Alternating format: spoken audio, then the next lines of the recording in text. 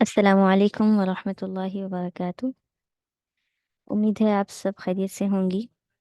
अल्हम्दुलिल्लाह, आज जो हम यहाँ पर शामिल हैं उसकी वजह आप सबको मालूम है, दौरा तफसीरुल कुरान के लिए जो इंशाअल्लाह हमारा 40 रोज़ तक चलेगा, जिसका आगाज़ हम सूरतुल फातिहा से करेंगे।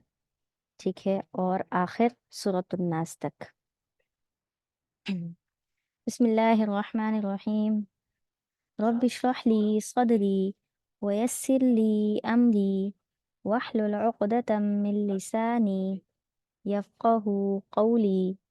रब्बि ज़िदनी इल्मा रब्बि ज़िदनी इल्मा रब्बि ज़िदनी इल्मा रब्बि यस्सिर वला तुअस्सिर वतम्मिम बिल खैर वबिका नस्तईन या फ़त्ताहु या फ़त्ताहु या अलीम।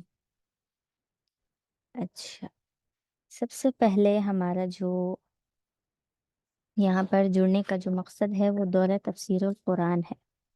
ठीक है, तफसीर क्या चीज़ है इस पर हम थोड़ा सा देखेंगे। तो सबसे पहले कुरान करीम जो अल्लाह ताला की किताब है, अल्लाह ताला ने आप सल्लल्लाहु अलैहि वसल्लम पर नाजिल फरमाई। उस किताब को पढ़ने के कुछ तरीक़े हैं। सबसे पहला तरीक़ा जो अल्लाह ताला ने अपने किताब के अंदर फरमाया, वरत्तिलिल कुरान तरतीला, कि कुरान का पहला हक तो ये है कि इसको तजवीद के साथ पढ़ो, तरतील के साथ पढ़ो, यानी तजवीद के मुकम्मल कवायद अदायगी के साथ पढ़ो, और तरतील का अंदाज यानी खूबसूरत लहजे के साथ। ठीक है, और अल्हम्दुलिल्लाह हम अपनी ज़िंदगी में इसकी कोशिश करते ही रहते हैं कि हम तजवीद से कुरान पढ़ना भी सीखते हैं, और उसके अलावा तरतील की भी भरपूर कोशिश करते हैं कि तिलावत के अंदाज में खूबसूरत तरीके से पढ़ा जाए। फिर उसके बाद कुरान का जो तीसरा हक है वो क्या है? वो है कि कुरान के हर एक लफ्ज़, हर एक आयत का मतलब और मफ़हूम हमें मालूम हो। ठीक है, और ये इल्म हमें कहाँ से मिलेगा? हर एक चीज़ का इल्म कहाँ से मिलेगा? कुरान की आयत को, उसके माना को समझने का तरीक़ा ये हमें कहाँ से आएगा? तो उसके लिए हमारे पास जो कुरान के मसादिर निकलते हैं, यानी जहाँ से हम कुरान की तफसीर कर सकते हैं, उसके मुतालिक हमारे पास ये इल्म है कि कुरान की तफसीर कुरान से ही की जाए। ठीक है, क्या तरीक़ाकार है? जैसा कि कुरान की कोई आयत है और उस आयत का हमें मतलब समझ नहीं आ रहा, जैसे कि मिसाल दी जाती है, सूरतुल फातिहा की ही मिसाल ले लें, गैरिल मग़ज़ूबि अलैहिम वलज़ालिन, या फिर सिरातल लज़ीना अनअमता अलैहिम। इस आयत का क्या मतलब है? इसमें अल्लाह ताला क्या फरमाना चाह रहे हैं कि अल्लाह ताला ने हमें सिखलाया एक दुआ के तौर पर कि हम अल्लाह से मांगें कि ए अल्लाह, हमें नेक लोगों के यानी अच्छे लोगों के रास्ते पर चला, उन लोगों के रास्ते पर चला जिस पर आपने क्या किया है? इनाम किया है, और जिनको आपने अजाब दिया है, जो मग़ज़ूब लोग हैं, उनसे, उनके रास्ते से हमें बचा लें। अब ये तो एक मुबहम बात है, कोई वजाहत नहीं है इसके अंदर। बस अल्लाह ताला ने जिस पर इनाम किया हमें वो रास्ता चाहिए, जिस पर अजाब आया, जिस पर अल्लाह ताला गुस्सा है, उनसे हमें बचा लें।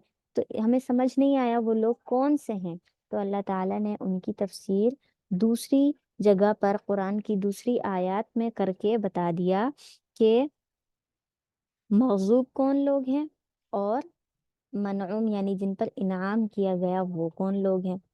ठीक है, तो इसके मुतालिक कुरान की आयत जो दूसरी जगह पर आती है उसमें यह है कि इनाम वाले ये लोग हैं, वमन युतिइल्लाह व रसूलहू फ़उलाइका मअल्लज़ीना अनअम अल्लाहु अलैहिम, कि जो अल्लाह और उसके रसूल की इताअत करते हैं वही लोग हैं जिन पर अल्लाह ने इनाम किया, यानी इनाम ज़दा वो लोग हैं जिन्होंने अल्लाह की इताअत की। तो हम अल्लाह से मांगते हैं कि हमें उन इताअत करने वालों का रास्ता ही हमें दिखाइए। پھر اس کے بعد مغضوب لوگ جن پر اللہ تعالیٰ غصہ ہیں، ناراض ہیں، ان کے راستے سے ہمیں بچانا ہے، لیکن ہمیں نہیں پتا وہ کون لوگ ہیں، تو اللہ تعالیٰ نے اس کی تفسیر آگے فرما دی، کیا کہ وَمَن يُضْلِلِ اللَّهُ فَلَا هَادِيَ لَهُ، جس کو اللہ تعالیٰ نے ہدایت نہیں دی، جس کو اللہ تعالیٰ نے ہدایت نہیں دی، جو گمراہ ہو گیا وہی ہے جس پر اللہ تعالیٰ غصہ ہیں، غضبناک ہیں۔ تو پہلی وجہ ہمارے پاس یہ آتی ہے کہ جب بھی ہمیں قرآن کی تفسیر کرنی ہے، قرآن کو سمجھنا ہے، تو کہاں سے سمجھنا ہے؟ قرآن کی اپنی ہی آیات سے، اور یہ اس وقت ہوگا جب ہم پورے قرآن کی تفسیر اور ترجمہ کریں گے تو ہمیں معلوم ہوگا کہ ہم کسی بھی آیت کا مفہوم اور مطلب کیسے سمجھ سکتے ہیں، ٹھیک ہے۔ دوسری بات، اگر قرآن کی آیات کا کوئی واضح مفہوم دوسری کسی آیت میں موجود نہیں ہے، جیسے ابھی میں نے مثال دی انعم اللہ کی اور مغضوبی کی، لیکن ایسا ہے کہ کوئی آیت ایسی ہے، کوئی بات ایسی ہے جس کی وضاحت کہیں اور نہیں ہے اور قرآن مجید میں، تو پھر ہم کیا کریں گے؟ تو پھر ہمارے پاس دوسری چیز ہے سنت رسول صلی اللہ علیہ وسلم، یعنی آپ صلی اللہ علیہ وسلم کی احادیث مبارکہ ہیں کہ ہم ان کو سمجھیں، ان کو جانیں، احادیث پڑھیں اور وہاں سے قرآن کی تفسیر نکالیں، ٹھیک ہے۔ اچھا، اگر احادیث میں بھی اس کا سبب نہیں ملتا تو پھر ہم کیا کریں گے؟ پھر ہم اجماع صحابہ کو دیکھیں گے، یعنی ایسا کوئی مسئلہ ہے جس پر قرآن میں کوئی وضاحت موجود نہیں، حدیث میں کوئی واضح حکم نہیں آیا، لیکن پھر ہم تیسری جگہ جائیں گے کہ صحابہ نے اس مسئلے میں کسی بات پر اتفاق کر لیا ہے، وہ متفق ہو گئے ہیں کسی ایک مسئلے پر، کسی ایک بات پر، تو ہم اس بات کو لیں گے، صحابہ کے اجماع کو لیں گے، ٹھیک ہو گیا۔ اس کے بعد اگر صحابہ کا اجماع نہیں ہے اس معاملے میں تو پھر ہم کیا کریں گے؟ پھر ہم والراسخون فی العلم، اللہ تعالیٰ خود قرآن میں فرماتے ہیں والراسخون فی العلم، جو علم میں بہت زیادہ ڈوبے ہوئے ہیں، جو اس علم کی واقفیت رکھتے ہیں، بہت زیادہ انہیں اس کا علم ہے، ان کے پاس جائیں گے، یعنی ہمارے اکابرین علماء ہو گئے اور تابعین ہو گئے، تبع تابعین ہو گئے، یعنی صحابہ کے بعد والا کوئی بھی انسان ہے جو اس علم میں مہارت رکھتا ہے، ہم اس کے پاس جائیں گے اور اس کا قول لیں گے۔ اس کے بعد بھی اگر کوئی وضاحت نہیں ملتی تو پھر ہمیں اپنا راستہ وہیں روک لینا ہے، کسی اور کی طرف رجوع کرنے کی ضرورت نہیں ہے، نہ ہی اپنے ہی دماغ سے کوئی اندازے لگانے ہیں۔ بس یہی چار راستے ہیں۔ ہمارے اکابرین علماء کے پاس بھی اس کا کوئی قول موجود نہیں، کوئی وضاحت موجود نہیں، تو اس معاملے میں خاموشی اختیار کریں، نہ کہ اپنی طرف سے اس میں بات بنانا شروع کر دیں۔ کیوں؟ کیونکہ یہ تو من کذب علی اللہ، جس نے اللہ تعالیٰ پر جھوٹ باندھا تو وہ تو بہت ہی زیادہ بڑا جھوٹا ہے، اللہ تعالیٰ نے اس کو بہت بڑا ظالم کہا ہے، جس نے اپنے نفس پر خود ہی ظلم کیا اللہ تعالیٰ پر جھوٹ بنا کر۔ تو ہمارے پاس جو چار راستے ہیں، ہم نے اسی کے ذریعے سے تفسیر سیکھنی بھی ہے، اسی کے ذریعے سے ہم نے جاننی بھی ہے، اور اسی پر ہی ہم نے عمل کرنا ہے، مزید کسی کی اندازے سے یا اپنے ذہن کے مطابق کوئی مسئلہ، کوئی بات نکال کر اس پر عمل نہیں کرنی۔ اس کا یہ جو ابھی ہم نے اتنی لمبی تمہید باندھی ہے قرآن سے، حدیث سے، اجماع سے، پھر اہل علم کے قول سے، تو اس کا کوئی ثبوت بھی ہے ہمارے پاس، یا ہم ایسے ہی سنتے آ رہے ہیں تو آگے بیان کرتے جا رہے ہیں؟ تو اس کا ثبوت واضح موجود ہے۔ حضرت معاذ بن جبل رضی اللہ تعالی عنہ کو آپ صلی اللہ علیہ وسلم غالباً یمن بھیج رہے تھے، یہ شام بھیج رہے تھے، تو آپ صلی اللہ علیہ وسلم نے حضرت معاذ بن جبل سے پوچھا کہ میں تمہیں وہاں کا گورنر یعنی عالم بنا کر بھیج رہا ہوں، عامل سوری، اگر وہاں پر کوئی مسئلہ پیش آتا ہے تو تم کیا کرو گے؟ تو حضرت معاذ بن جبل نے جواب دیا کہ میں اس کو قرآن میں تلاش کروں گا اور پھر اس سے حل کروں گا۔ آپ صلی اللہ علیہ وسلم نے فرمایا اگر قرآن میں موجود نہ ہو پھر کیا کرو گے؟ فرمایا پھر آپ کی سنت یعنی آپ کی احادیث سے استفادہ حاصل کروں گا، احادیث سے دیکھوں گا، پھر اس کے مطابق عمل کروں گا۔ آپ صلی اللہ علیہ وسلم نے فرمایا اگر احادیث میں بھی نہ پاؤ تو پھر کیا کرو گے؟ پھر فرمایا کہ جس پر امت کا اجماع ہوگا۔ آپ نے فرمایا اگر کوئی ایسا مسئلہ ہے جس پر اجماع بھی ثابت نہ ہو پھر کیا کرو گے؟ پھر فرمایا کہ میں اپنا اجتہاد کروں گا۔ وہ تو صحابہ تھے، اہل علم تھے، ان کے پاس تو اس چیز کا علم تھا، وہ اجتہاد کر سکتے تھے۔ اجتہاد کا مطلب یہ ہوتا ہے کہ اس آیت میں، اس مسئلے میں خوب غور و فکر کرنا، قرآن کی دوسری آیات احادیث کو سامنے رکھ کر اس میں سے کوئی مسئلہ نکالنا، اس کو کہتے ہیں اجتہاد۔ تو صحابہ تو اجتہاد کرنے والے تھے، تو حضرت معاذ بن جبل نے فرمایا میں اجتہاد کروں گا، پھر اس کے بعد وہ مسئلہ حل کروں گا۔ تو آپ صلی اللہ علیہ وسلم نے ان کے سینے مبارک پر ہاتھ پھیرا اور فرمایا کہ اے اللہ تعالیٰ کا شکر ہے کہ اس نے اپنے نبی کی اس امتی کو ہدایت پر رکھا، یعنی اس نے صحیح راستہ چنا، وہ گمراہ نہیں ہوا، اس کو پتہ ہے کہ کہاں کہاں سے میں نے راستے نکال کر اپنا مسئلہ حل کرنا ہے۔ ٹھیک ہے، تو یہ تو ہمارے پاس ثبوت ہے۔ تو قرآن کی تفسیر ہمیشہ کسی معتبر انسان سے سنیں، معتبر تفسیر پڑھیں، یعنی کتاب سے اگر آپ نے کوئی آیت کا ترجمہ تفسیر دیکھنی ہے تو کتاب قابل قبول ہونی چاہیے، کسی بھی ایسے انسان کی نہ ہو جس میں کوئی شک و شبہ ہو، وہ کوئی بڑا عالم نہ ہو، تو نہ ہی اس کا ترجمہ دیکھیں، نہ ہی اس کی تفسیر دیکھیں۔ ٹھیک ہے، کیونکہ قرآن میں بہت زیادہ احتیاط کی ضرورت ہے۔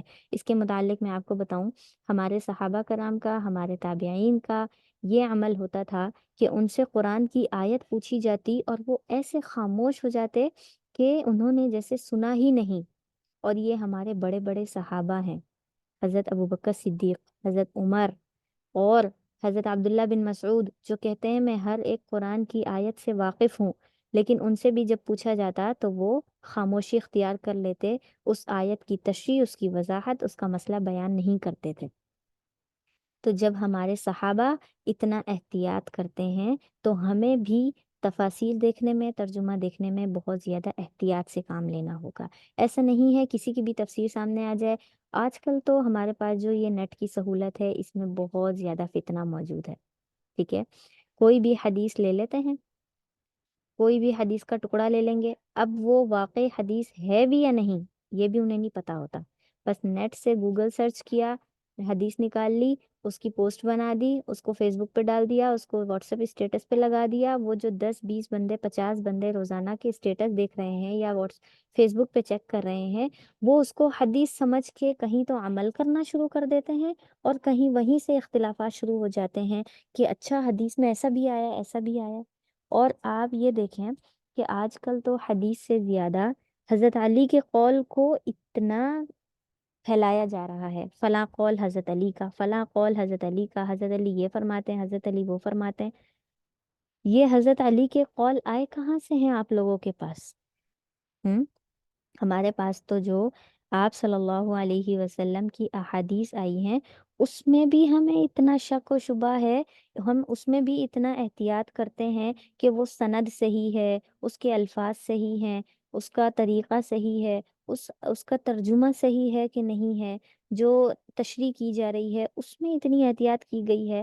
تو پھر حضرت علی کی طرف منسوب کر کے یہ جو روزانہ کے نئے نئے قول آتے ہیں، کچھ تو ایسے ہوتے ہیں سر کے اوپر سے گزر جاتے ہیں کہ یہ کیا بات ہوئی۔ حضرت علی اتنے بڑے صحابہ، ان کے اقوال جو حدیث میں بھی، مطلب پوری حدیثیں جو ہیں آپ صلی اللہ علیہ وسلم کی 63 سالہ زندگی کی، نبوت کے بعد کی، ان سب کی بھی صحیح احادیث موجود نہیں ہے، لیکن حضرت علی کے قول کی صحیح دلیل آپ کے پاس موجود ہے۔ یہ بہت ہی زیادہ احتیاط والی بات ہے۔ ہر ایک قول کو جو حضرت ابوبکر صدیق، حضرت عمر کی طرف، حضرت علی کی طرف اور آپ صلی اللہ علیہ وسلم کی حدیث بنا کر پیش کیا جاتا ہے، جب تک ان کی تصدیق نہ کریں، ان کو بالکل حقیقت نہ مانیں۔ ٹھیک ہے، اس میں بہت زیادہ احتیاط کی ضرورت ہے۔ کئی بار تو میں خود دیکھتی ہوں سوشل میڈیا پر ایسی ایسی پوسٹ، ایسے ایسے اقوال کہ خود عقل حیران ہو جاتی ہے کہ ہم نے بھی الحمدللہ زیادہ نہیں تو 10% تو کتابیں پڑھی ہیں، لیکن ہمیں یہ اقوال نہیں ملتے۔ چلے 5% ہی مان لیں، عالمہ کورس میں بھی ہم نے اگر پڑھا ہے، تفسیر پڑھی ہے، احادیث پڑھی ہیں، تو اس میں بھی ہمیں یہ اقوال اور یہ احادیث نہیں ملتی، تو پھر ان کے پاس کہاں سے آ جاتی ہیں؟ تو اس کا مطلب یہ وہ ضعیف احادیثیں نکال لیتے ہیں فتنہ پھیلانے کے لیے فقط۔ ٹھیک ہے، تو اس چیز میں بہت احتیاط کریں، تفسیر میں بھی، حدیث میں بھی، اقوال میں بھی، جب تک اس کا کیا کہتے ہیں اس کو، ہم یہ کہیں گے پوسٹ مارٹم نہ کر لیا جائے، اس پر یقین نہ کریں، ٹھیک ہے؟ تو یہ تو تھی تفسیر کی ہماری ابتدائی چیزیں جو ہم نے دیکھی ہیں، الحمدللہ کہ ہم جو تفسیر پڑھیں گے اس میں ہم بہت ہی معتبر کتاب جو کہ میں اپنے مطالعے سے آپ کو بتاؤں گی وہ ہے تفسیر ابن کثیر، ٹھیک ہے؟ اور اسی طریقے سے انوار البیان ہوگی، تو ہم وہاں سے دیکھیں گے، اور ہم اپنے اکابرین کے، صحابہ کرام کے، تابعین کے اقوال دیکھ کر ہی اسی کے مطابق تفسیر کریں گے، ٹھیک ہے؟ کوئی اضافی بات نہیں، کوئی اتنا زیادہ وضاحت میں نہیں جائیں گے، بہت زیادہ اختلافات میں نہیں جائیں گے، کیونکہ قرآن کی بہت ساری آیات ہیں جن سے جو مسائل نکلے ہیں اس میں بھی ہمارے جو فقہ کے اعتبار سے دیکھا جائے تو اس میں بہت اختلافات ہیں، تو ہم اس میں اتنا لمبا نہیں جائیں گے۔ ہمارا مقصد قرآن کا ترجمہ جاننا اور اس کی تفسیر کو سمجھنا ہے، تو ہم مختصر لے کر چلیں گے، اتنا کہ جب ہم قرآن کی آیت بعد میں بیٹھ کر پڑھیں یا نماز میں تلاوت کریں تو ہمیں اس کا ترجمہ اور معنی سمجھ میں آ رہا ہو، اور وہی اصل مقصد ہے ہمارا، کہ جب ہم آیت پڑھیں تو ہمیں مقصد اور مفہوم سمجھ آ رہا ہو۔ اس سے زیادہ کی جو ہے کوشش کرنی چاہیے، ایسا نہیں ہے کہ بس اتنا سمجھ کر کافی ہے، نہیں، اس سے زیادہ کی کوشش کریں، وہ بنیں جو اللہ تعالیٰ نے قرآن میں فرمایا والراسخون فی العلم، اس میں غوطے لگائیں، اس کو سمجھیں، بہت زیادہ اس میں مگن ہو جائیں، بار بار تفسیر پڑھیں اور آیات کا ترجمہ اور مفہوم سمجھیں، ٹھیک ہے؟ لیکن ہم وقت اور جو ہمارا ڈیوریشن ہے کورس کا اس اعتبار سے ہم اس کو تھوڑا مختصر لے کر چلیں گے، ٹھیک ہے؟ تو آپ سب اپنے پاس بھی قرآن کھول لیجئے، ہم آج پڑھیں گے سورۃ الفاتحہ، ٹھیک ہے؟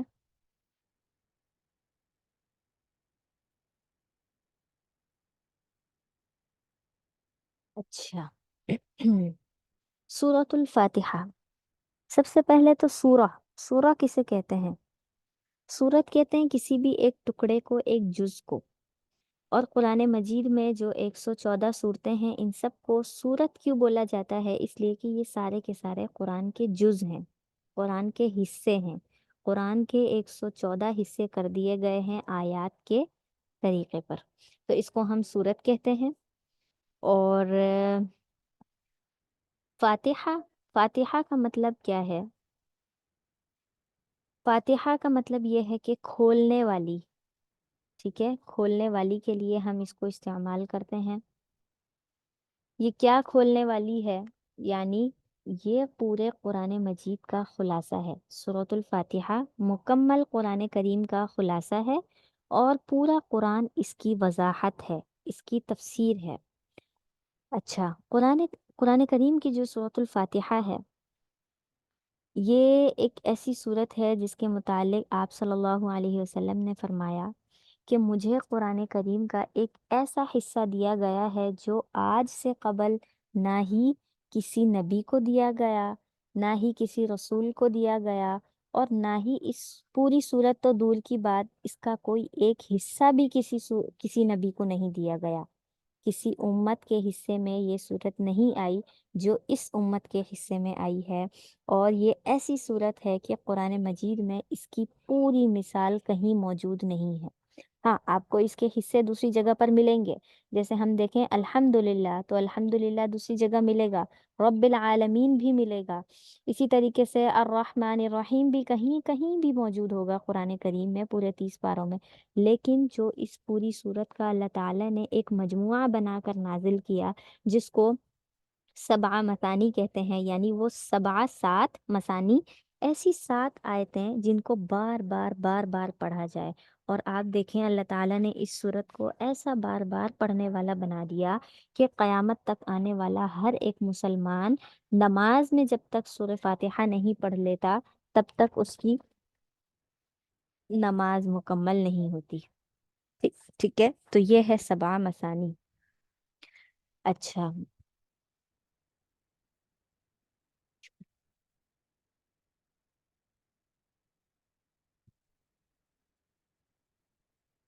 ٹھیک ہے، اچھا، اور اس کے متعلق آپ صلی اللہ علیہ وسلم نے صحابہ کرام کو بھی فرمایا کہ مجھے اللہ تعالیٰ نے ایک ایسی صورت دی ہے جس کی مثال نہ ہی پورے قرآن میں ہے، اور نہ ہی اس جیسی صورت پہلے نازل کی گئی، نہ آئندہ کبھی نازل ہوگی۔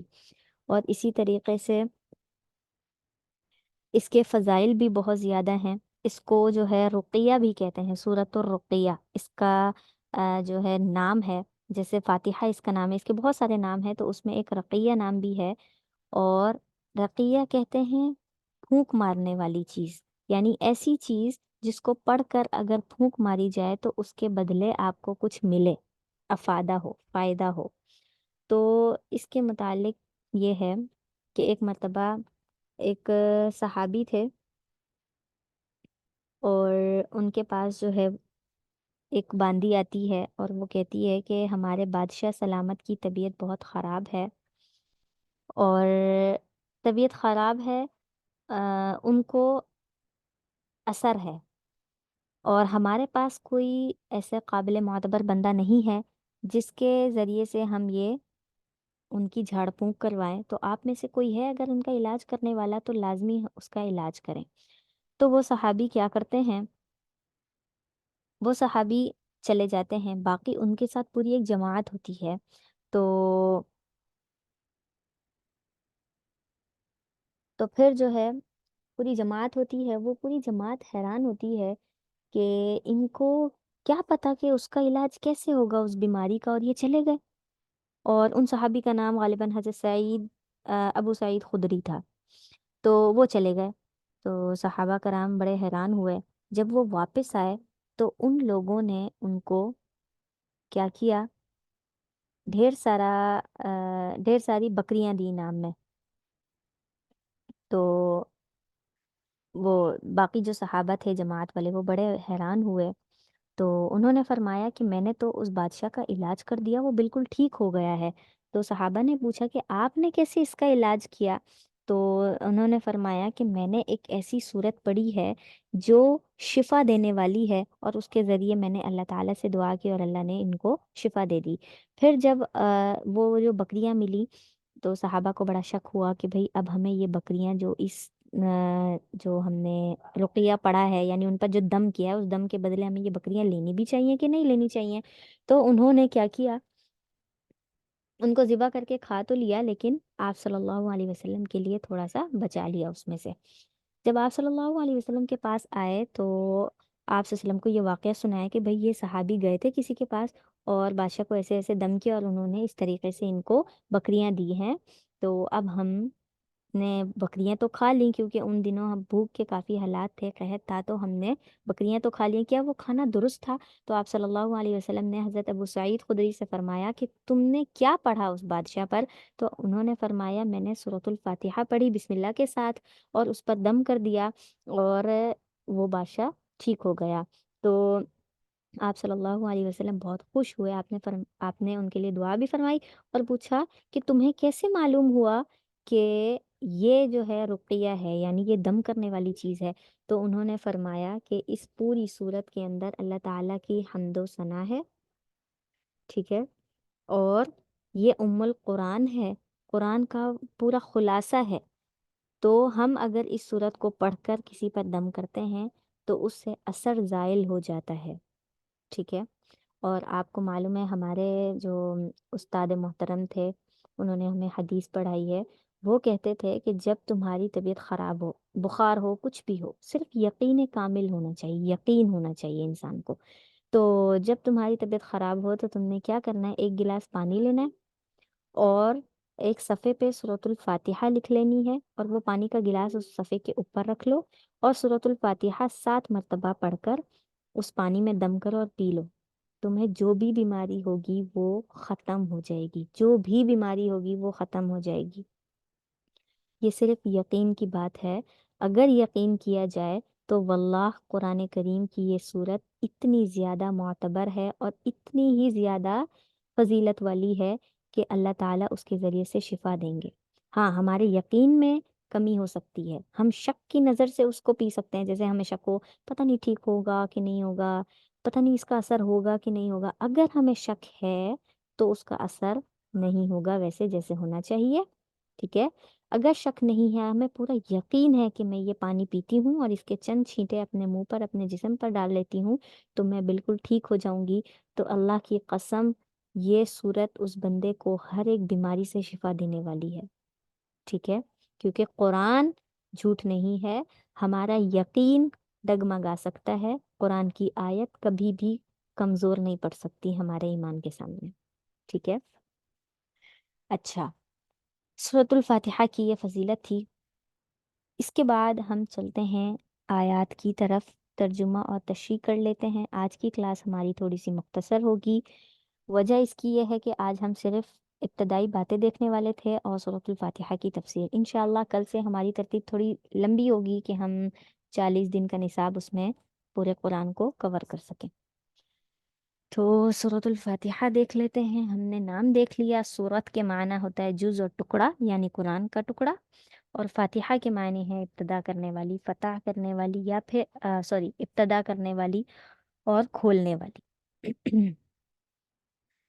بسم اللہ الرحمن الرحیم۔ بسم اللہ یہ کیا ہے؟ یہ قرآن کا ایک جز ہے۔ اچھا، اس کے متعلق تھوڑا سا اختلاف بھی ہے کہ بسم اللہ الرحمن الرحیم یہ سورۃ الفاتحہ کا ہی حصہ ہے، یا پھر یہ ہے کہ سورۃ الفاتحہ جو ہے وہ الحمدللہ سے شروع ہوتی ہے، بسم اللہ سے شروع نہیں ہوتی۔ تو یہ ایک الگ ہی اختلاف ہے، اس میں ہمیں نہیں پڑھنا۔ مختصر یہ ہے کہ سورۃ الفاتحہ کے ساتھ جو بسم اللہ لکھی ہے وہ پورے قرآن کا حصہ ہے، ہر ایک سورت کے شروع میں آتی ہے بسم اللہ۔ اور دوسرا یہ ہے کہ یہ قرآن کا حصہ ہے، جیسا کہ سورۃ النمل میں ہے بسم اللہ الرحمن الرحیم پورا موجود ہے، تو اس وجہ سے ہم اختلاف میں نہیں جاتے، بس ہمیں اتنا پڑھنا کافی ہے کہ یہ قرآن کا ہی حصہ ہے، اور یہ اتنا بابرکت کلام ہے، جملہ ہے، کہ اللہ تعالیٰ نے اس کو ہر صورت کے ابتدا میں رکھا، ہر ایک امر یعنی ہر کام شروع کرنے سے پہلے اس کو پڑھنا لازم کیا۔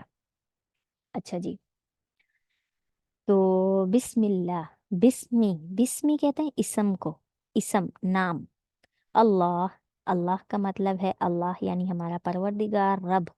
بسم اللہ، اللہ کے نام کے ساتھ، ساتھ کا ترجمہ ہم نے کیا ہے با کے ساتھ، بسم اللہ، اللہ کے نام کے ساتھ۔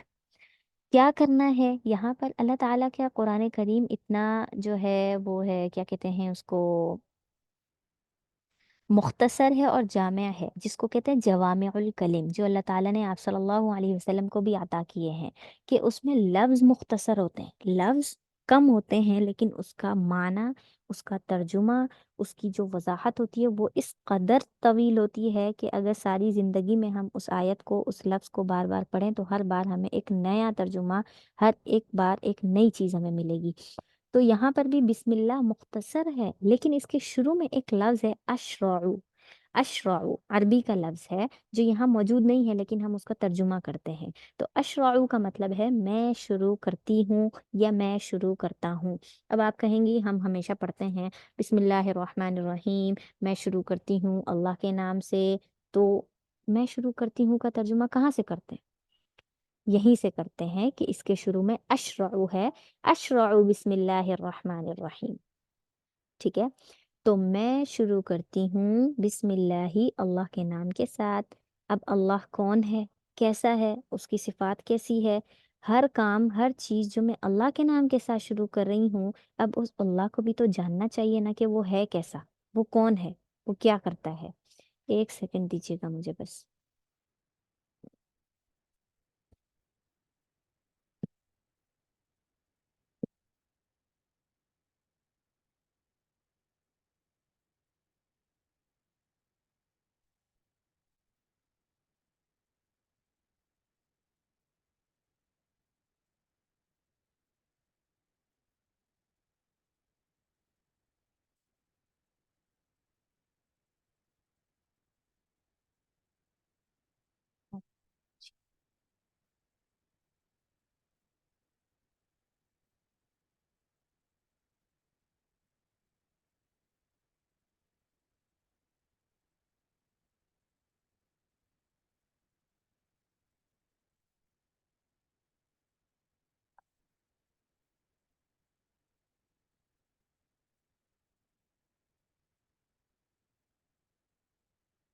جی ہاں جی، اچھا، تو अल्लाह को भी जानना चाहिए। ठीक है। हम कभी होते हैं ना कि किसी के बारे में जिक्र हो रहा होता है, किसी इंसान के बारे में भी अगर हम देखें, तो हम फौरन से क्या करते हैं, हमें तजस्सुस होता है वो इंसान है कैसा, क्या करता है। ठीक है, हमें उसके बारे में कुछ ना कुछ जानना होता है, कोई ख़ास वजह जिसकी वजह से वो मशहूर है, जिसकी वजह से उसकी तारीफ हो रही है। तो ऐसे ही हम अल्लाह को जब जानेंगे तभी हमें पता चलेगा कि वाकई वो अल्लाह इबादत के लायक है। देखें, एक तो हम बचपन से सुनते आ रहे हैं हमारा अकीदा, अल्लाह एक है, अल्लाह एक है, अल्लाह ही इबादत के लायक है, अल्लाह ने ही पैदा किया है, अल्लाह के साथ ये, अल्लाह के साथ वो, शरीक नहीं करना, फला फला। सब सारे अकीदे हम जानते हैं। लेकिन हम उन अकायद को महसूस उस वक्त करेंगे ना जब हम अल्लाह को जानेंगे। जब हम अल्लाह को जानेंगे तो आप यकीन करें, आपके दिल से क्या, आपके जिस्म के एक एक उज़ू से, एक एक हिस्से से ये महसूस होगा कि वो गवाही दे रहा है कि वाकई अल्लाह एक है और अल्लाह ही की इबादत करनी चाहिए। अल्लाह ही वाहिद है, अल्लाह ही यकता है, उसी ने ही पैदा किया है। ये सारी चीज़ें हमारी उस वक्त होंगी जब हम उसको जानेंगे। तो अल्लाह ताला ने ये हमें सबक दिया है कि देखो, बिस्मिल्लाहिर्रहमानिर्रहीम में जब तुम मेरा नाम लेते हो शुरू करने से पहले, तो उस वक्त तुम मुझे जानो, पहले मुझे जानो, मुझे समझो मैं हूँ कौन। तो आगे ही अल्लाह ताला ने अपनी वजाहत कर दी कि अल्लाह, अल्लाह वो है अर्रहमान, जो बहुत ज़्यादा रहम करने वाला है, बहुत ज़्यादा मेहरबान है। अब मेहरबान क्या है, यानी अल्लाह ताला अपनी ज़ात पर, अपनी ज़ात के एतबार से पूरी दुनिया में, पूरी कायनात में, चाहे वो ज़मीन हो, आसमान हो, जो भी हो, जो भी मखलूक हो, अल्लाह ताला उन सब पर मेहरबान है। ठीक है। अच्छा, इसकी तफसीर के मुताबिक, उसकी तफसीर के मुताबिक हमारे जो अक़वाल आते हैं वो ये है कि ये जो रहमान है, बहुत ज़्यादा मेहरबान।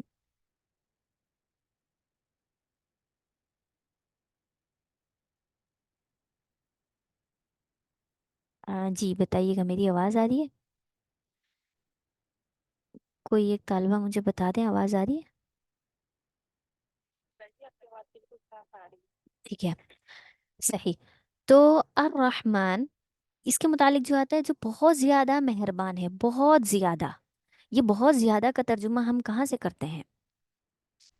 ये रहमान जो सीगा है, ठीक है, ये जो लफ्ज़ है, यही खुद वजाहत करने वाला है कि अल्लाह ताला बहुत ज़्यादा मेहरबान है। इसके मुतालिक आता है कि ये बहुत ज़्यादा जो मेहरबानी है ना, ये किन लोगों के लिए है, किन लोगों के लिए है? जो अल्लाह को अल्लाह मानते हैं। ठीक है, ये बहुत ज़्यादा मेहरबानी उन लोगों के लिए है जो अल्लाह को अल्लाह मानते हैं, यानी ईमान लाने वाले मोमिनीन लोगों के लिए इतनी ज़्यादा मेहरबानी है। वो इस तरीके से कि एक तो सबसे पहली बड़ी मेहरबानी कि वो ईमान ले आए। ठीक है, अब ईमान लाने के बाद वो अगर कोई गुनाह कर लेते हैं, उनसे कोई लग़ज़िश हो जाती है, तो अल्लाह ताला उनको तसल्ली दे रहे हैं कि परेशान ना हो, ईमान की दौलत तो है ना, ईमान तो मौजूद है, क्या बाकी है, जो गुनाह किया है उसके लिए इस्तग़फ़ार कर लो, तो मैं बहुत ज़्यादा मेहरबान हूँ, रहम करने वाला हूँ। इतनी कोई ज़्यादा मसले की बात नहीं है। तो इसीलिए हमारे जो उलमा हैं वो यही फरमाते हैं कि अगर गलती हो जाए, गुनाह हो जाए, तो उसके बाद फ़ौरन तौबा करें। ठीक है, और तौबा के वक्त भी ये नियत ना हो जाए कि दोबारा से मैं गुनाह कर लूँगी तो फिर तौबा कर लूँगी, नहीं। जिस वक्त तौबा की जा रही है उस वक्त ये यकीन कामिल अपने जहन में ये बात बिठा देनी है कि मैं दोबारा ये गुनाह नहीं करूँगी। हाँ, फिर अगर गलती से हो जाता है दोबारा, तो दोबारा तौबा की जाए। लेकिन तौबा करते वक्त ही अगर जहन में ये रख लिया जाए कि दोबारा भी मैं ये करूँगी और फिर सॉरी कर लूँगी, अल्लाह ताला से माफ़ी मांग लूँगी, तो ये तो एक तौबा का मजाक उड़ाने वाली बात हो गई ना, कि बस गुनाह गुनाह करने के लिए जहन बना लिया और फिर तौबा भी कर ली, गोया कि अल्लाह ताला के साथ मजाक चल रहा है कि हम अपनी मर्जी से गुनाह तो कर रहे हैं, बस आपसे हम जब भी तौबा कर लेना, तो जब भी माफ़ी मांग ले आप, तब तब हमें माफ़ करते रहें। ठीक है, तो तौबा के लिए तो शर्त है। अच्छा, दूसरा है अर्रहीम, जो बहुत ज़्यादा रहम करने वाला है।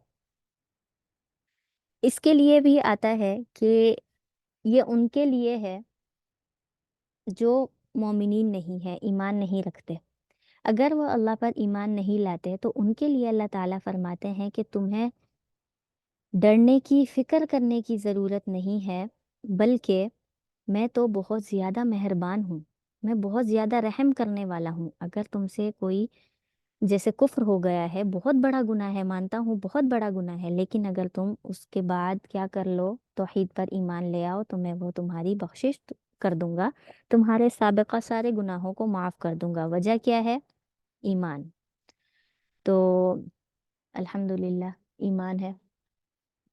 اچھا، بسم اللہ الرحمن الرحیم، ترجمہ آپ کو سمجھ آ گیا ہوگا کہ میں شروع کرتی ہوں اللہ کے نام سے، الرحمن جو رحم کرنے والا، الرحیم مہربان ہے۔ اس کے بعد الحمدللہ رب العالمین، ہم وہ صورت پڑھنے جا رہے ہیں جس کے متعلق فرمایا کہ ایسی کوئی صورت نہ ہوئی ہے نہ ہوگی، نہ نازل ہوئی ہے نہ ہوگی، اور نہ ہی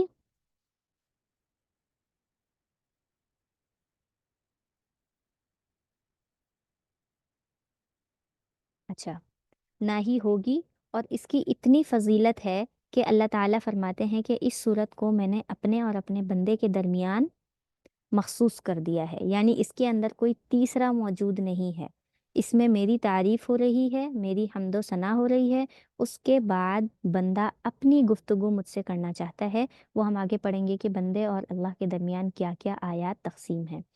تو الحمدللہ، الحمد تمام تعریفیں، حمد کہتے ہیں تعریف کو، تمام تعریفیں، ساری کی ساری تعریفیں للہ اللہ کے لیے ہیں، رب العالمین، رب، اوپر ہم نے پڑھا تھا بسم اللہ الرحمن الرحیم، اللہ، اللہ کون ہے؟ جو الرحمن اور الرحیم ہے۔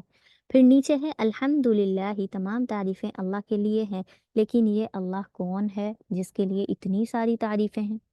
وہ اللہ کون ہے جس کے لیے اتنی ساری تعریفیں ہیں؟ تو فرمایا رب، جو کہ رب ہے، پالنے والا ہے۔ کس کا پالنے والا ہے؟ کس کو پالا اس نے؟ کس کو پیدا کیا؟ تو آگے فرمایا عالمین، تمام جہانوں کو، تمہاری سوچ بھی وہاں تک نہیں جاتی، جس جس کو اللہ تعالیٰ نے پیدا کیا، جس جس طریقے سے پیدا کیا، جیسے پیدا کیا، ٹھیک ہے؟ تو تمام تعریفیں اس اللہ کے لیے ہیں جو تمام جہانوں کا پالنے والا ہے۔ پالنے والے کے مطلب سے یہاں پر اللہ تعالیٰ نے اپنے تمام بندوں پر، تمام مخلوق پر، چاہے وہ مسلمان ہے نہیں ہے، جنات ہیں، جانور ہیں، چرند پرند ہیں، فرشتے ہیں، یہاں تک کہ زمین اور آسمان ہے، سب پر اللہ تعالیٰ نے اپنی ربوبیت کا اعلان کیا ہے کہ میں ہوں رب، میں ہوں، میرے برابر کا کوئی نہیں۔ اور رب اس کو کہتے ہیں جس نے پال پوس کر اس انسان کو ہر ایک ضروریات کے مطابق رکھا ہو، یعنی ایسا نہیں ہے کہ اللہ تعالیٰ نے ہمیں پیدا کیا، اگر دیکھیں یہاں پر ہوتا خلق العالمین، جس نے تمام جہانوں کو پیدا کیا، تو پیدا کرنے سے یہ بات ہوتا ہے جیسے ماں پیدا کرتی ہے، ماں کا ایک حق ہوتا ہے، ہاں ٹھیک ہے، بات ختم ہو گئی، لیکن اللہ تعالیٰ نے فرمایا رب العالمین، رب ہوں میں، صرف پیدا کرنے والا نہیں ہوں، پالنے والا بھی ہوں، یعنی جب سے تم ماں کے پیٹ میں بھی نہیں تھے، یعنی عالم ارواح میں تھے، تب سے لے کر تمہاری موت تک میں ہی تمہیں پال رہا ہوں، تمہیں کھانا ہے، پینا ہے، تمہیں سانس لینا ہے، تمہیں اٹھنا ہے، تمہیں بیٹھنا ہے، تمہیں چلنا ہے، تمہیں جو بھی کرنا ہے، سننا ہے، سونگنا ہے، جو بھی ہے، ہر ایک چیز کی سہولت دے کر میں نے تمہیں پیدا کیا، میں نے تمہیں پالا، ٹھیک ہے؟ کیا کیا؟ میں نے تمہیں پالا۔ پالنا اس کو کہتے ہیں کہ جس میں بندے کی ایک ایک لمحے کی کیفیت معلوم ہو اس پالنے والے کو، ٹھیک ہے؟ اور اللہ تعالیٰ کو ہمارے ایک ایک لمحے کی ایک ایک کیفیت، ایک ایک سوچ جو ہمارے دماغ میں بھی نہیں آتی، وہ بھی اللہ کو معلوم ہے۔ تو اسی لیے اللہ تعالیٰ نے یہاں پر اپنے ربوبیت کا اعلان کیا، لوگوں کو کیا کہتے ہیں اس کو، ڈرانے کے لیے، کہ میں تمہارا رب ہوں، دیکھو میں نے تمہیں پالا، میں نے تمہیں پیدا کیا، ابھی بھی میں ہی تمہیں پال رہا ہوں، سانس لے رہے ہو تو میرے کہنے پر لے رہے ہو، ٹھیک ہے؟ تو اب یہاں سے ایک بندے میں خوف آتا ہے، اوہ تمام تعریفیں اس اللہ کے لیے جس نے تمام جہانوں کو پیدا کیا، ٹھیک ہے؟ اب اللہ تعالیٰ نے نرمی والا معاملہ کیا کہ میرے بندے کہیں ڈر نہ جائیں، کیوں؟ کیونکہ وہ ڈرانے والا بھی ہے، اور ڈرانے سے زیادہ وہ محبت کرنے والا ہے۔ تو اس نے اپنی محبت کا آگے دعویٰ کیا، کس طریقے سے؟ الرحمن الرحیم، کیا؟ اے تمام جہان والوں، پریشان نہ ہو، رب ہوں، پالنے والا ہوں، لیکن میرے اندر اور بھی صفات ہیں۔ وہ کون سی ہیں؟ الرحمن، جو بہت زیادہ رحم کرنے والا ہے، یعنی میں بہت رحم کرتا ہوں۔ الرحیم، جو بہت مہربان بھی ہوں میں تم پر، ٹھیک ہے؟ اچھا کام کرو گے، ایمان لاؤ گے، تو مجھ سے زیادہ محبت، شفقت، رحم کرنے والا تمہیں پوری دنیا میں کہیں نہیں ملے گا، ٹھیک ہے؟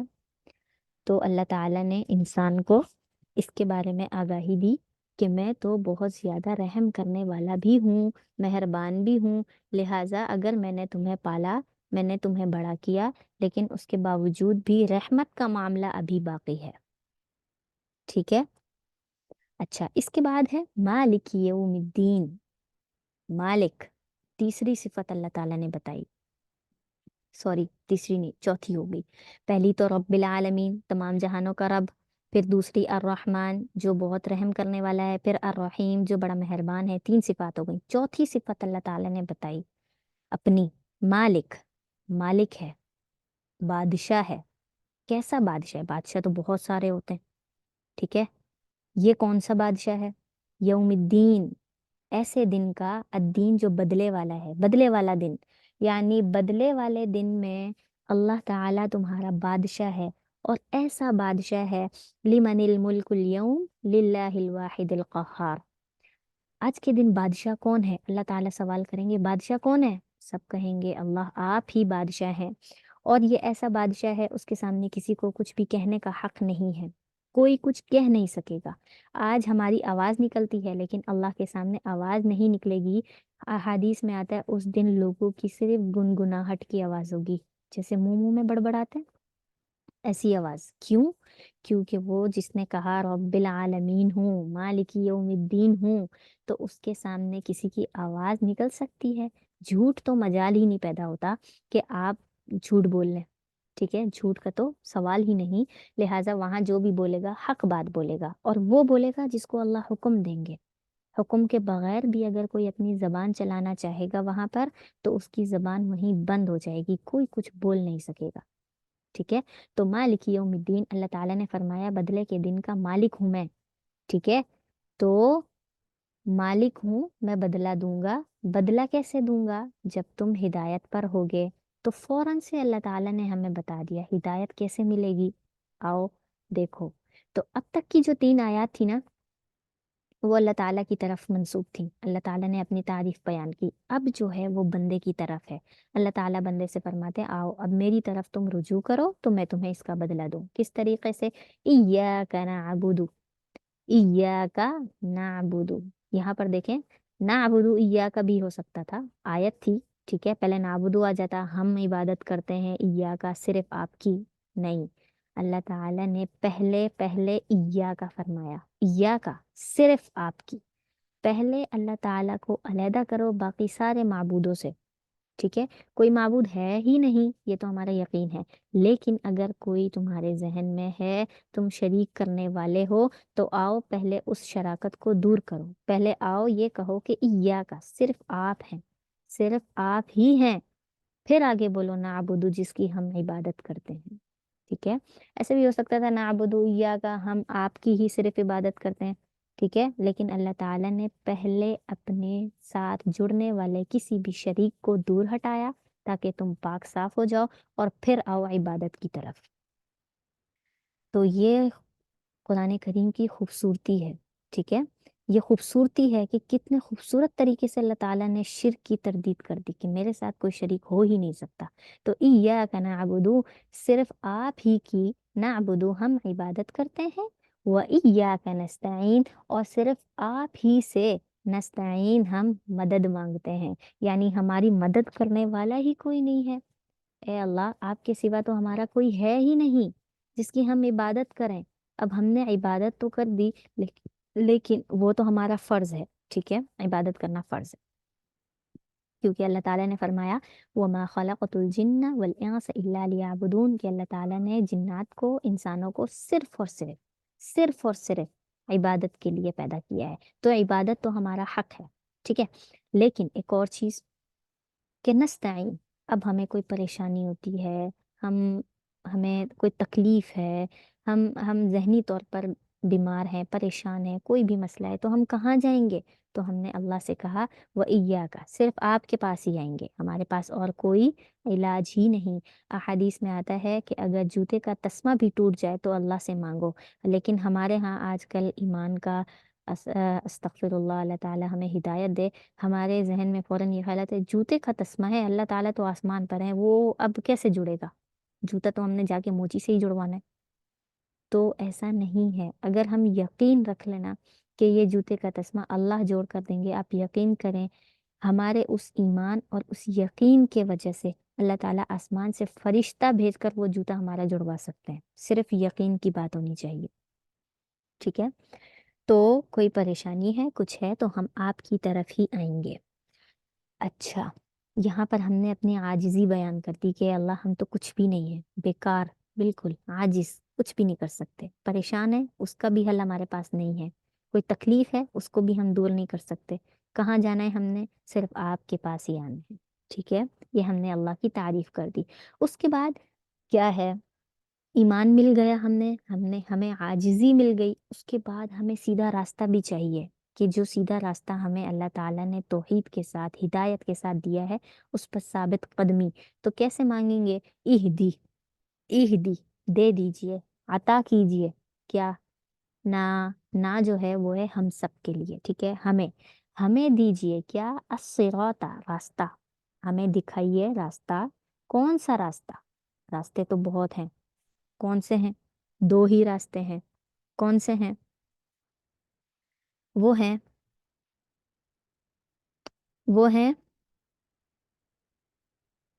ایک گمراہی کا اور ایک ہدایت کا۔ ہم اللہ سے کون سا راستہ مانگیں گے؟ المستقیم، سیدھا راستہ۔ اے اللہ آپ ہمیں دیجئے سیدھا راستہ دکھائیے، کوئی اور راستہ ہمیں نہیں چاہیے۔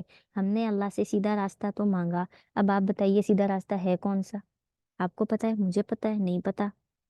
یہ دنیا بننے سے پہلے کسی کو پتہ تھا؟ آپ صلی اللہ علیہ وسلم کے نبی بننے سے پہلے کسی کو پتہ تھا سیدھا راستہ کیا ہے؟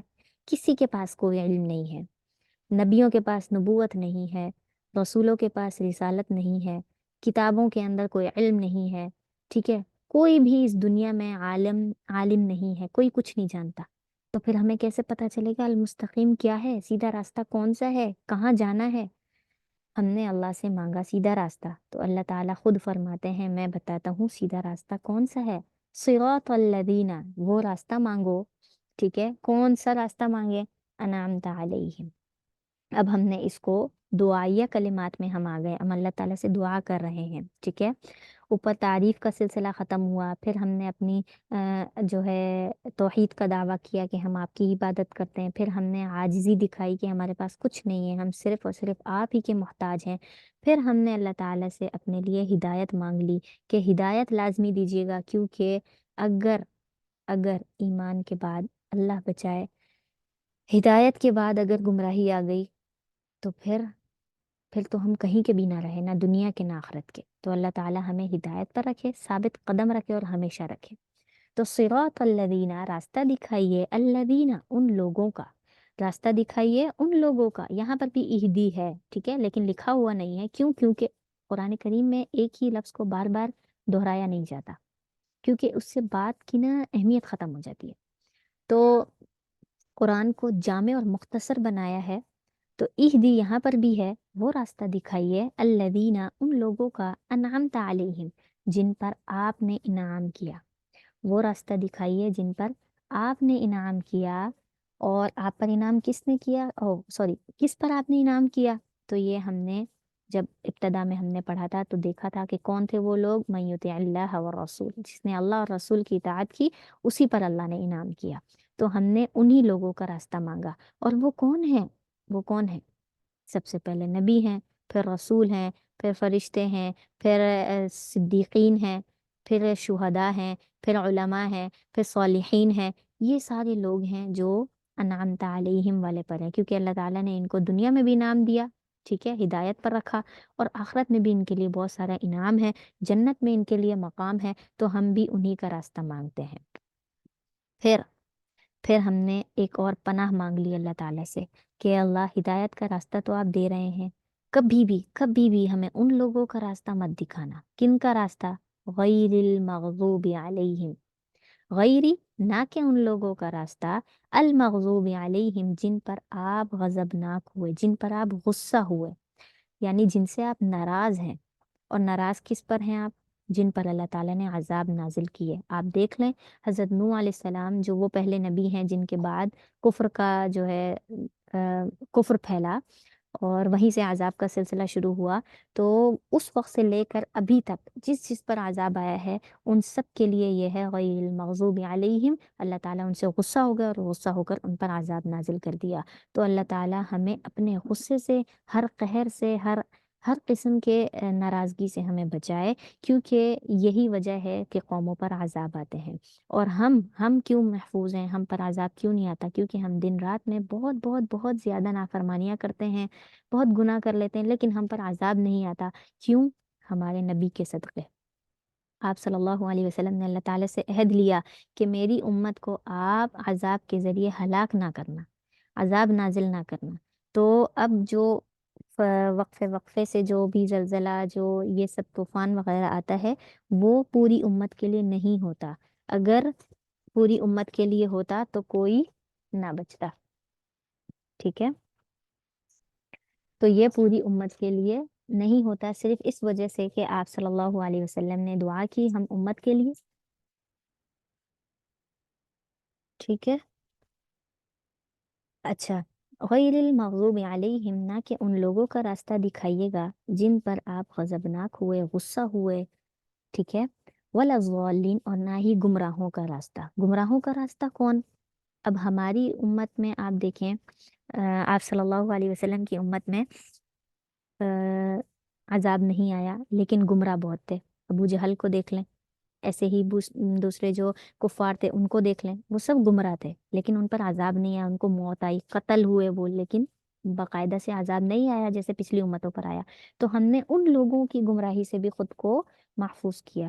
اور یہ گمراہی صرف کفر کی گمراہی نہیں ہے، یہ بات یاد رکھیے گا۔ ایسا نہیں ہے کہ ہم ایمان لے آئے تو ہم ہر قسم کی گمراہی سے بچ گئے، نہیں، گمراہی ہر وہ چیز ہے جو ہمیں اللہ تعالیٰ سے غافل کر دے، ہم کسی ایسی چیز میں مشغول ہو جائیں کہ ہمیں یہ یاد ہی نہ رہے کہ ہم مسلمان ہیں، ہم ایسی چیزیں دیکھنا شروع ہو جائیں، ہم ایسی باتیں سوچنا شروع ہو جائیں کہ جس میں ہمارے ایمان کو خطرہ ہو، تو وہ ساری گمراہی والی چیزیں ہیں، ٹھیک ہے؟ تو ہر ایک چیز سے، ہر ایک گمراہی سے اللہ تعالیٰ ہم سب کی حفاظت فرمائے، اور ہمیں ان لوگوں میں کبھی بھی شامل نہ کرے جن پر اللہ تعالیٰ غضبناک ہوئے، غصہ ہوئے، یا وہ لوگ جو گمراہ ہوئے ان کا راستہ ہمیں کبھی بھی اللہ تعالیٰ نہ دکھائے۔ ہمیں جو راستہ چاہیے وہ ہے صراط الذین انعمت علیہم، جو کہ المستقیم، سیدھا راستہ ہے، اور اللہ تعالیٰ ہمیں ہمیشہ سیدھے راستے پر رکھے۔ امید ہے آپ لوگوں کو آج کا سبق سمجھ آیا ہوگا، کافی کوشش کی ہے سمجھانے کی، لیکن جو کمی پیشی ہوئی اللہ تعالیٰ معاف فرمائے اور اس کا صحیح حق ادا کرنے کی توفیق عطا فرمائے، اور ہم سب کو صحیح صحیح سمجھنے کی بھی توفیق عطا فرمائے۔ تو آپ سب نے جو تفسیر کے لیے یہ وقت دیا، ماشاءاللہ کافی لمبا وقت ہے، پھر بھی آپ لوگ یہاں پر بیٹھے خاموشی سے سنا، سمجھا، یہ آپ کا ایک ایک لمحہ اس میں نامہ اعمال میں نیکیوں کی صورت میں لکھا جا رہا ہے، اور اللہ تعالیٰ اس کو ہمارے کسی بھی غلط نیت کے اعتبار سے اس کو کیا کریں، ضائع نہ کریں، نیت اچھی ہو، اور یہ جو ہمارے ایک ایک سیکنڈ، ایک ایک لمحہ گزرا ہے، اللہ تعالیٰ اس کو ہمارے نامہ اعمال میں شامل کرے، اور قیامت کے دن ہمیں اس کا بہترین بدلہ دے انشاءاللہ۔ روز کی اسی ترتیب سے ہم چلیں گے اور مکمل قرآن کریں گے، اور اگر کسی کو کچھ سمجھ نہ آ رہا ہو، کوئی چیز پوچھنی ہو، سوال کرنا، تو آپ لوگ لازمی سوال کر سکتے ہیں، ٹھیک ہے؟ یہ آپ لوگوں کا وقت ہے، اس وقت میں آپ لوگ سوال کریں، کسی آیت کا، کسی لفظ کا ترجمہ دوبارہ پوچھنا ہے، کسی کا مفہوم پوچھنا ہے، کوئی مسئلہ ہے تو آپ لوگ لازمی پوچھیں، کیونکہ جتنا آپ لوگ اس میں، یہ علم ہی ایسا ہے، اس میں جتنا سوال کریں گے اتنا آپ لوگوں کو اس سے فائدہ ہوگا، ٹھیک ہے؟ کیونکہ میں نے تو صرف کیا کہیں گے اس کو، بولنا ہے، ترجمہ کرنا ہے، وضاحت کرنی ہے اپنے اعتبار سے، کیونکہ ہر ایک کا اپنا ایک ذہن ہے نا، تو اس اعتبار سے بندہ بات کر لیتا ہے، لیکن جو سننے والا ہے اس کے ذہن میں سوال اٹھ رہے ہیں، اس کو کوئی چیز سمجھ نہیں آ رہی، اس کو کوئی چیز جس پر وہ مطمئن نہیں ہو رہا تو وہ لازمی پوچھ سکتا ہے. ٹھیک ہے، آپ میں سے کسی کو کچھ بھی پوچھنا ہو تو پوچھ سکتے ہیں. کلاس یہیں ختم کرتے ہیں. سبحانك اللهم وبحمدك نشهد أن لا إله إلا أنت نستغفرك ونتوب إليك. السلام عليكم ورحمة الله وبركاته.